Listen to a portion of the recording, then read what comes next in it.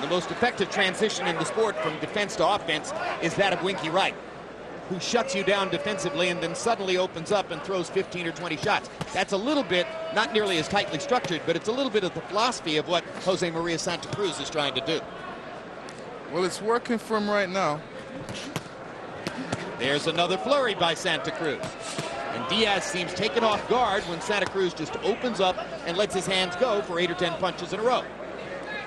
When Santa Cruz throws a straight right hand, he's going to catch Diaz, because Diaz's face is right there for it. Santa Cruz missed with the first left, but got him on the second pass. As we saw last week on HBO's Boxing After Dark in the person of Kasim Uma, if a guy just throws and throws and throws and throws, it's very difficult for the opponent to ultimately find an answer. Just moments ago, Hasim Rahman entering the ring, now 33 years old. Rahman has paid his dues in the heavyweight division after having come to the sport late, like many American heavyweights. Jameel McCline was another example of this. Michael Grant was another example of this. Big, strong guys who were taken from another sport and trained to become boxers. Hasim Rahman didn't really begin boxing until he was 20 years old. And given his late start in the sport, he has accomplished a great deal. But super pure technicians like Lennox Lewis have always been just a shade ahead of him because of their greater experience and orientation to the sport. Now Rock has 13 years as a professional under his belt. He has learned how to deal with cute boxers like James Toney. So can he be better than he was 7 years ago against an Oleg Moskaev who caught him in 1999 and knocked him through the ropes? CompuBox numbers in round 2. Santa Cruz 24 out of 80, Diaz 14 out of 68. 23 out of 24 Santa Cruz lands were power shots, and it was a good round for Santa Cruz. Here's the third of a scheduled 12.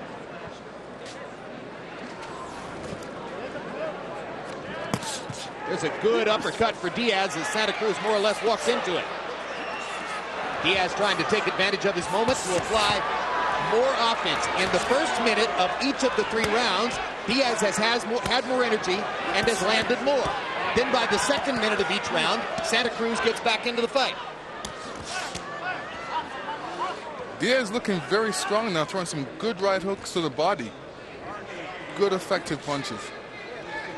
Diaz would have a much better chance of holding off Santa Cruz and winning the fight if he could do all this with a modicum of power. The big problem for Diaz is that he steps inside, lands to the body, throws uppercuts, lands upstairs, and doesn't do damage because he doesn't have heavy power.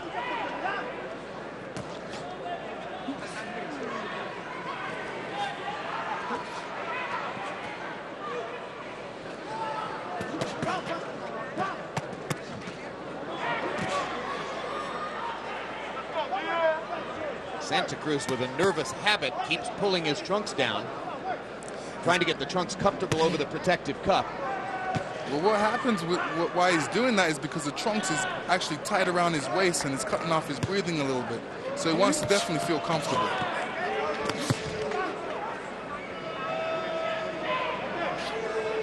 Santa Cruz turns to a southpaw stance now for a moment. Doesn't seem to be able to throw anything with power out of that stance, but makes contact.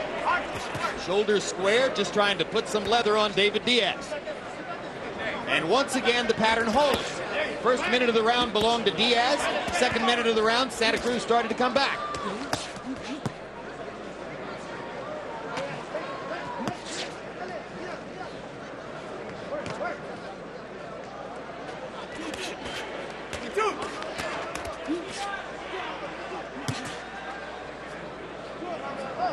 Again, Santa Cruz pulls the trunks down and steps into the southpaw stance. Of course, you go southpaw against another southpaw, you aren't going to gain any big advantage in terms of a punching angle. But southpaws are just like conventional fighters in that they don't fight that much against southpaws. And sometimes you might confuse a guy with a different angle. He just wants to give him a different look, and, you know, that's something that some boxers do. You ever turn southpaw in the ring, Lennox?